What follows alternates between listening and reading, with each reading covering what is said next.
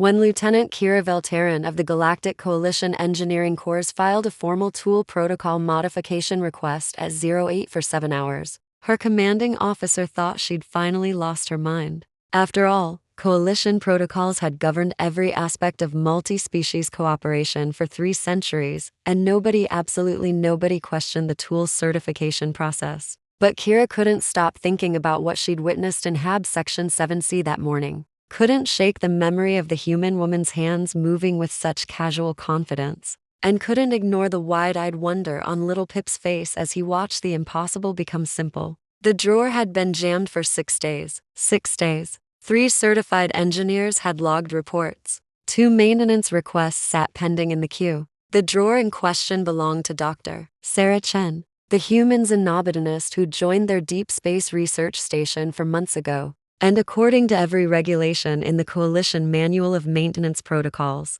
that drawer required a full disassembly authorization, a certified extraction team, and approximately 14 hours of scheduled downtime for the entire habitat module. Sarah had fixed it in 47 seconds using a butter knife and what she called a little wiggle. Kira had arrived at Sarah's lab that morning to deliver contamination readings from the hydroponics bay, her pointed ears still tingling from the cold of the station's outer ring. Her silver hair pulled back in the regulation braid she'd worn since academy days. She'd found Pip there first, the young Karathi cub who belonged to the station's head of security, his tawny fur still fuzzy with youth, his triple-jointed legs folded beneath him as he sat on the floor. "Whatcha doing, Pip?" Kira had asked, her voice carrying that melodic quality her species was known for, the words shaped differently than human speech, but understood through the translation implant everyone wore. Pip's enormous amber eyes had fixed on something across the lab. "Watching," he'd whispered, with the intensity only a curious 5-year-old could muster.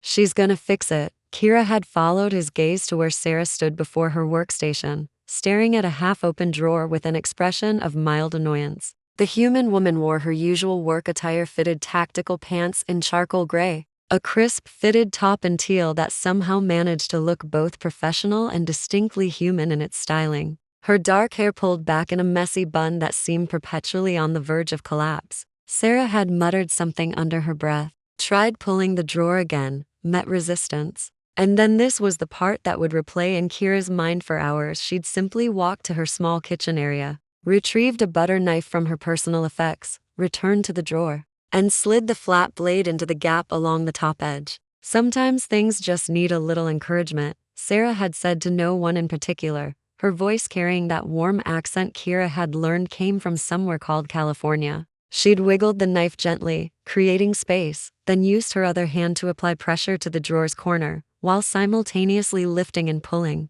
Something clicked. The drawer slid open smoothly, as if it had never been stuck at all. Sarah had tossed the butter knife onto her desk with a satisfied smile and started pulling out the botanical samples she needed, completely unaware that she'd just shattered Pip's entire understanding of problem solving. The cub's mouth had fallen open, his small claws flexing in amazement. But where was the diagnostic scan? Where was the certified tool? Where was the procedure? Pip had stammered, his tail bristling with confusion. Sarah had turned, noticing the young Karathi for the first time, and her expression had softened into that warm smile Kira had seen her give to everyone, from the station commander to the cleaning drones. "Hey there, little guy. Sometimes you don't need all that fancy stuff. Sometimes you just need to think about what's actually wrong and use what you've got on hand to fix it." She'd crouched down to Pip's level, her brown eyes kind. "That drawer was stuck because something inside shifted and was blocking the track. I just needed to create a little space and change the angle. The butter knife worked because it was thin enough to fit the gap and strong enough not to bend. Easy peasy." Pip had looked at the knife, then at the drawer, then at Sarah, his young mind visibly working through implications that went far beyond a stuck drawer. "But what if you damaged the mechanism? What if the knife left microscopic scratches that compromised structural integrity? What if then I'd deal with it?" Sarah had interrupted gently. "But look, no damage. Drawer works fine, and I didn't have to wait 2 weeks for the maintenance queue." Sometimes the simple solution is the right solution. She'd ruffled the fur on Pip's head affectionately, grabbed her samples and headed to her analysis station, humming something that Kira's translator couldn't process: music, probably, that uniquely human thing. Kira had stood frozen in the doorway, the contamination report forgotten in her hand. She'd been on this station for 3 years. She'd been trained in coalition engineering protocols since she was Pip's age. She held 2 advanced certifications and had served on 4 different vessels. And not once had she ever considered just improvising a solution with whatever was available. Coalition species didn't think that way. Every problem had a proper procedure. Every repair had a certified tool. Every solution followed a documented protocol. It was how they'd built an interstellar civilization spanning 200 worlds. It was how they maintained safety and standards across thousands of ships and stations. It was the foundation of everything she'd ever learned. And Sarah had just completely ignored all of it to fix a drawer with a piece of cutlery. Lieutenant Kira? Pip had tugged at her uniform sleeve, his young voice uncertain. Is Dr. Sarah allowed to do that? My dad says humans don't follow protocols very well, but I thought that was just because they were new to the coalition. But she didn't even check the maintenance database. She just did it. Kira had looked down at those wide, wondering eyes and realized this moment mattered more than a drawer. This cub was watching, learning, forming his understanding of how the universe worked. And something about Sarah's casual competence had cracked open a door in his mind and in Kira's that revealed how differently humans approached problems. I don't know, Pip, Kira had answered honestly, her analytical mind already racing. But I think we should find out. That had been 4 hours ago. 4 hours of Kira digging through databases, watching security footage of other human crew members, cross-referencing incident reports, and slowly realizing something that both thrilled and terrified her. Humans improvised constantly. They adapted. They used tools for purposes beyond their certification. They looked at problems and saw solutions the coalition couldn't even imagine, because those solutions existed outside the framework of proper procedure. In the past, for months since the first human contingent had arrived, there had been 47 instances of humans fixing things using unauthorized methods. 47, and not one had resulted in system failure or injury. In fact, 12 of them had resolved issues faster and more efficiently than the scheduled coalition protocols would have. Chief Martinez in engineering had repaired a plasma conduit leak using something called duct tape and a pressure seal improvised from a food container. Dr. Okonkwo had recalibrated a malfunctioning gene sequencer by, according to his report, percussive maintenance, which apparently meant hitting it in a specific spot. Commander Williams had bypassed a locked door during an emergency using a hairpin and what he called a misspent youth. Every single instance had been noted in reports with mild concern by coalition supervisors, but no one had connected them into a pattern. No one had realized what Kira was seeing now. Humans had a fundamentally different relationship with tools and protocols. They saw guidelines where the coalition saw laws. They saw creativity where the coalition saw chaos. And maybe, just maybe, there was something worth learning there. Kira had returned to Sarah's lab in the afternoon, finding the human woman bent over a microscope, her brow furrowed in concentration as she examined some bioluminescent fungus from the planet they were orbiting. Dr. Chen, do you have a moment? Sarah had looked up, and her face had brightened with that easy warmth that seemed uniquely human. Kira, of course. And please, it's Sarah. We've been working on the same station for months now. I think we can skip the formal titles when it's just us. She gestured to a chair, her movements graceful despite the station's slightly higher gravity than Earth's standard. Kira had sat, suddenly unsure how to begin. Her ears had flicked nervously, a tell she'd never quite managed to control, and she'd clutched her datapad like a shield. I need to ask you about the drawer. About how you fixed it. Sarah had blinked in surprise. The stuck drawer? This morning? I mean, it wasn't really a big deal. Just used a knife to. I know what you did, Kira had interrupted, then caught herself, softening her tone. Sorry, I mean, I observed your method, and I've been researching. Sarah, you and the other humans, you don't follow protocols the way coalition species do. You improvise, constantly, and I need to understand why. Something had shifted in Sarah's expression, a guardedness replacing the warmth. Kira had seen her tense slightly, and she'd realized how this might sound like an accusation, like surveillance, like the kind of cultural friction that could poison the fragile human coalition integration. Are we in trouble? Sarah had asked quietly. Because I know we do things differently, but we're not trying to undermine your systems. We're just We're trying to help, trying to contribute. If there's been a complaint, no. Kira had leaned forward urgently, her silver hair slipping from its braid. No. I'm not here to reprimand anyone. I'm here because, she'd paused, struggling to articulate the feeling that had been building in her chest all day. I'm here because Pip looked at you this morning like you'd just shown him magic. And I realized I felt the same way. Sarah, I've been an engineer for 7 years. I'm good at what I do, but I follow procedures. I always follow procedures. And in all that time, it never occurred to me that when a drawer is stuck, you could just fix it right then. With whatever was available, Sarah's posture had relaxed slightly, and something like understanding had dawned in her eyes. You're saying your protocols wouldn't allow that? My protocols wouldn't even conceptualize that as an option, Kira had said, and hearing it out loud had made it sound absurd. There's a procedure for stuck drawers. Step 1. File a maintenance report. Step 2. Wait for diagnosis. Step 3. Wait for parts and certified tools. Step 4.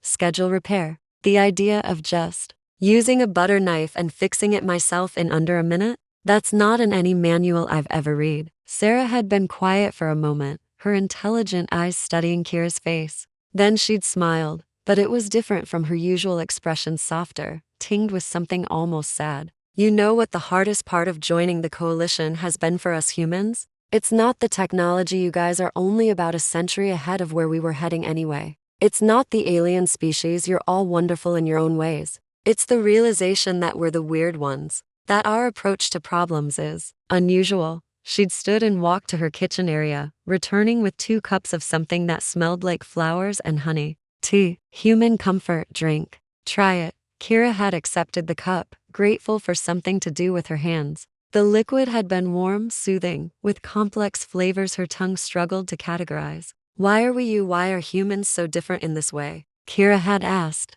Sarah had settled back against her workstation, cradling her own cup. Humanity grew up hard, Kira. We didn't have a benevolent coalition to guide us through our development. We had no templates, no proper way to do things. We had trial and error and desperation and creativity born from necessity. When something broke on our early space stations, we couldn't wait for the proper parts or the right tools. We were light years from home and we made do with what we had, or we died. That mindset got bred into us. We became really, really good at improvising. She'd taken a sip of tea, her gaze distant. Plus, Earth is chaotic compared to most coalition worlds anyway. We have extreme weather, geological instability, a biosphere that's been trying to kill us since we climbed down from the trees. We learned to adapt fast, to see every object as a potential tool, every problem as something that could be solved if we just thought sideways enough. MacGyver isn't just a character to us, he's a cultural icon.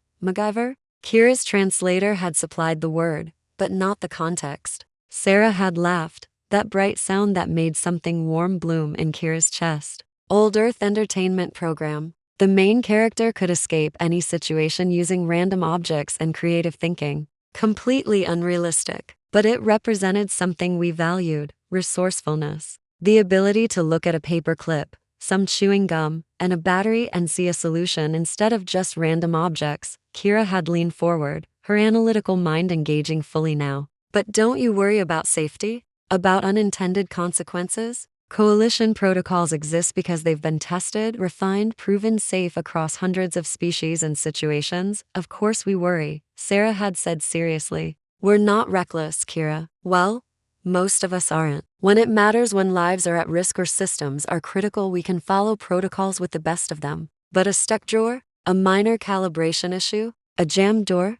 Those don't need the full weight of bureaucratic procedure. Those need someone willing to try something and take responsibility for the outcome. She'd set down her cup and looked directly at Kira, and the intensity in her gaze had made Kira's breath catch. The difference is trust, I think. Your coalition trusts the protocol. Humans trust the person. We empower our people to make judgment calls, to try things, to fail safely and learn. It's messier, it's less predictable, but it's also incredibly adaptive. The conversation had continued for 2 more hours, ranging from engineering philosophy to childhood experiences to the broader implications of human integration into coalition culture. Kira had learned that Sarah had grown up on a farm where fixing things yourself wasn't optional. That she'd put herself through university by repairing equipment for local businesses. That her approach to xenobotany was the same as her approach to stuck drawers: observe, hypothesize, try something, adjust. And somewhere in those 2 hours, Kira had realized she wasn't just fascinated by human methodology.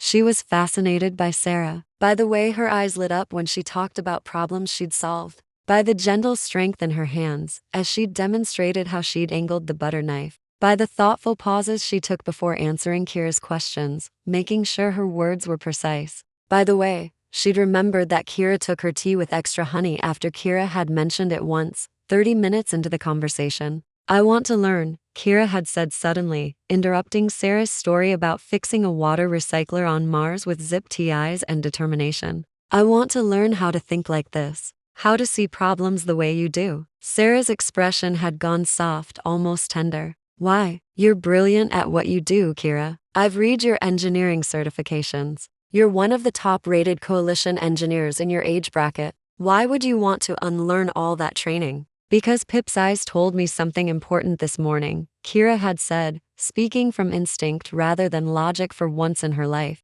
"He looked at you like you'd revealed a secret about the universe. And I realized that maybe the coalition's way isn't the only right way. Maybe there's room for both protocols for safety and consistency, but also flexibility for creativity and adaptation. Maybe that's what humanity's real contribution to the coalition could be. Not your technology or your military strength, but your way of thinking." Sarah had been quiet for a long moment, and Kira had seen her throat move as she swallowed hard. "That might be the most hopeful thing anyone's said about human integration since we joined," she'd said softly. "Most coalition species see our improvisation as a flaw to be corrected, not a strength to be shared." "Then they're not paying attention," Kira had said firmly. And then, before she could second-guess herself, she'd added, "Teach me, please. Show me how to see solutions outside the manual." The smile that had spread across Sarah's face had been like a sun rising, and Kira had felt something shift in her chest. Something that had nothing to do with engineering protocols and everything to do with the human woman standing before her. "Okay," Sarah had said, "but fair warning, my teaching methods are pretty hands-on, and definitely not protocol approved." That had been the beginning. Over the next week, Kira had spent every off-duty hour in Sarah's lab or following her around the station, watching how she approached problems. Sarah had taught her to look at systems not as rigid structures, but as flexible puzzles. To consider the actual goal rather than the prescribed method. To trust her own judgment and take intelligent risks. They'd fixed a stuck access panel using a makeshift lever fashioned from a cleaning rod. They'd recalibrated a sensor array by manually adjusting components instead of running the full diagnostic suite. They'd even repaired a small crack in a viewport using a temporary seal Sarah had improvised from medical supplies, much to the shock of the station's safety officer. Though he'd admitted it worked perfectly until the proper repair team arrived. But more than the technical skills, Kira had learned something else. She'd learned that Sarah hummed when she was thinking hard. Always the same melody. Kira's translator couldn't process. She'd learned that Sarah's favorite time of day was the station's artificial sunset, when the lighting shifted to warm oranges and golds. She'd learned that Sarah had left behind a sister on Earth, that she sometimes got homesick for the smell of rain, that she'd joined the Coalition exchange program because she believed humans and aliens could build something better together than either could alone. And Sarah had learned about Kira too. About growing up on Vel'Taren, a world of crystalline structures and mathematical precision. About losing her father to a ship malfunction that proper protocols should have prevented, which was why Kira followed every rule so carefully. About the loneliness of being excellent at something that never quite felt fulfilling, until now. They'd been working on a jammed storage locker in the cargo bay. Kira's idea to practice her new skills when Sarah had suddenly said, "You know this is going to cause problems, right?" Kira had looked up from where she was examining the locker's seal mechanism. "What do you mean?" "This." Sarah had gestured between them at the tools scattered around them in organized chaos, at the data pad where Kira had been sketching unconventional solutions. "What you're learning, what you want to change. If you actually file that tool protocol modification request you mentioned, you're going to push back against 3 centuries of coalition methodology. People are going to resist. They're going to say humans are corrupting proper procedure. They're going to make this hard." Kira had straightened, meeting Sarah's eyes directly. "I know. I've been thinking about nothing else for days. My commanding officer is going to think I've lost my objectivity. The engineering council might reject the proposal outright. Some species might see this as humans trying to impose their way on coalition culture. She'd paused, feeling the weight of what she was about to say. But I watched Pip's face, Sarah. I saw wonder and possibility in a child's eyes. Because you showed him that problems aren't walls, they're just puzzles waiting for creative solutions.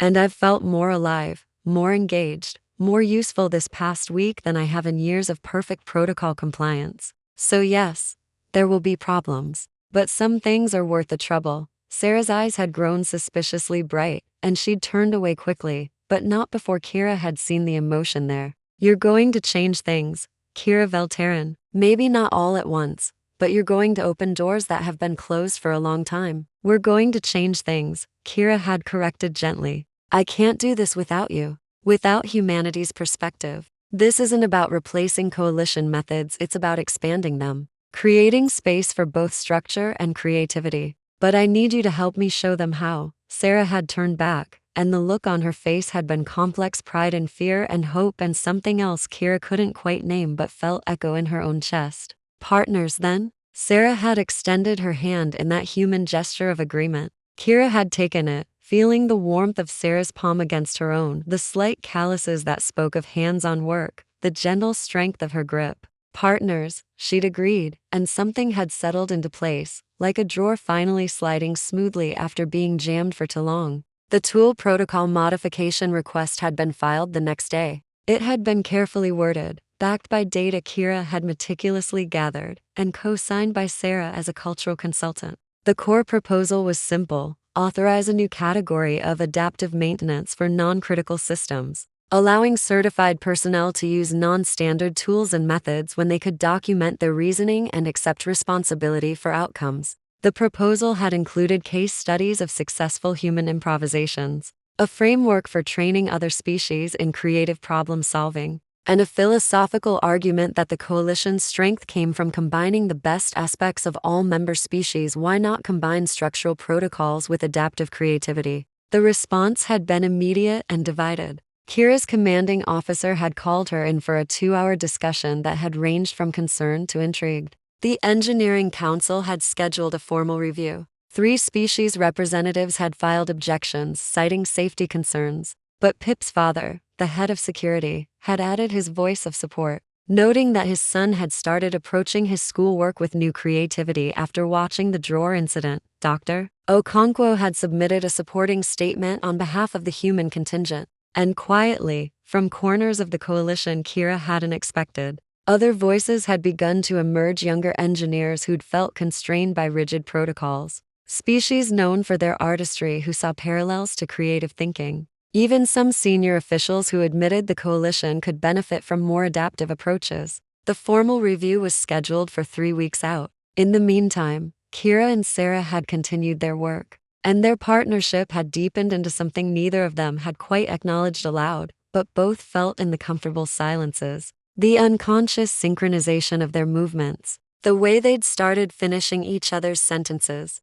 It was Pip who'd forced the issue, with the devastating directness of children everywhere. He'd shown up at Sarah's lab one evening with a drawing, a remarkably accurate depiction of Sarah teaching Kira to use a butter knife on a drawer, with hearts floating above both their heads. My teacher says when people like spending time together and get happy face when they see each other and share their food and touch hands a lot, it means they're bonding, Pip had announced proudly. Are you bonding? My dad wants to know because he says if Dr. Sarah is going to be Lieutenant Kira's mate, she should come to our next family dinner so we can do proper introduction rituals. The silence that had followed had been deafening. Kira's ears had turned a shade of violet that indicated extreme embarrassment in her species. Sarah's face had gone through several colors humans apparently cycled through when flustered, and Pip had looked between them with growing confusion. Did I say something wrong? My dad's translation database said bonding was the right word for Pip, Sarah had managed, her voice strangled. Your dad's translation might be a little advanced. Lieutenant Kira and I are friends. We work together, but you also do the hand-holding thing, Pip had pointed out with irrefutable logic. And you make each other smile. And Lieutenant Kira's bioluminescence patterns get brighter when you're around, which my xenobiology teacher says indicates emotional elevation in Vel'Taren species. That's bonding behavior. Kira had found her voice finally, though it had come out higher than usual. Pip, sweetie, why don't you go find your dad and tell him we'll explain everything later, okay? After Pip had bounced out, still clutching his drawing, Sarah and Kira had looked at each other. Really looked, without the excuse of work or learning or protocol discussions. He's not entirely wrong, Sarah had said quietly. About the happy face thing. And the hand holding. I've noticed I reach for you without thinking about it. Now, when something excites me, when I want to share something, you're the first person I look for. Kira's heart had been hammering in a rhythm that definitely wasn't protocol approved.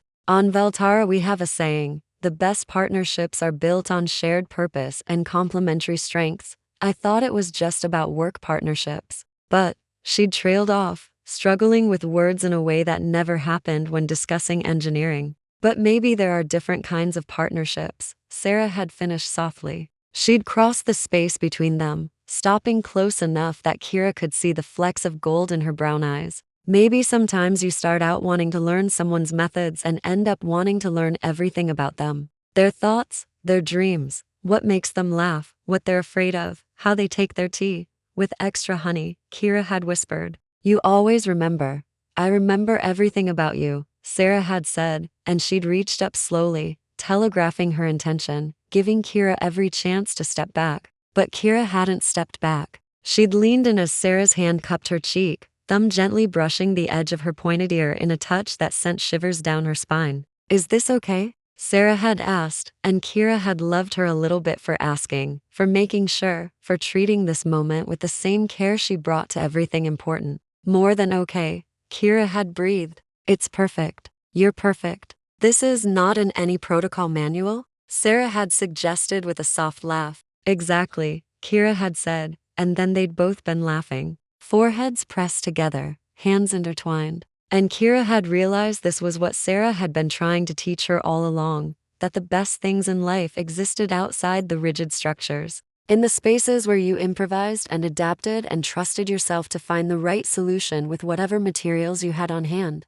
Even if those materials were a butter knife and hope, or a cross-species partnership that should have been just professional, but had become something infinitely more complicated and wonderful. The Engineering Council review had come 3 weeks later, and Kira had stood before them with Sarah at her side not just as a cultural consultant, but as her partner in every sense of the word that mattered. They'd presented their case, answered questions, demonstrated techniques, and made their argument not just with data, but with passion. The coalition's greatest strength has always been unity through diversity, Kira had told the assembled representatives. We don't ask every species to abandon their uniqueness, we ask them to contribute it to our collective success. Humanity brings a gift of adaptive creativity, of seeing solutions outside established frameworks. We can learn from that without abandoning our commitment to safety and standards. We can create protocols that have flexibility built in. We can trust our people to make good judgments while still giving them structural guidance.